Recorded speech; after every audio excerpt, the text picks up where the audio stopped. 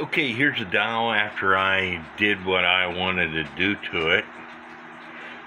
You can actually see the chapter rings around the dials now. I touched up the numbers. I put a signature on it, but I know it's not right because the signature was too far gone. But a lot of people might get upset with what I did. But I've said this once, I'll say it again. The only person that you have to please, unless you're selling a clock, when you work on a clock, is yourself. And possibly your spouse.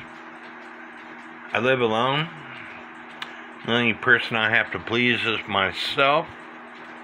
I'm happy with the way the dial turned out. And for all the haters out there, I don't know what to tell you. I use permanent markers. I bought some other markers, brush tip markers. I didn't like it. I went back to my permanent markers.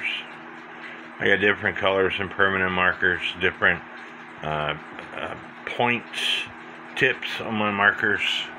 I got a fine tip, and then I got this one here, the regular Sharpie. Again, I'm happy with the way it turned out. Is it perfect? It's not gonna be.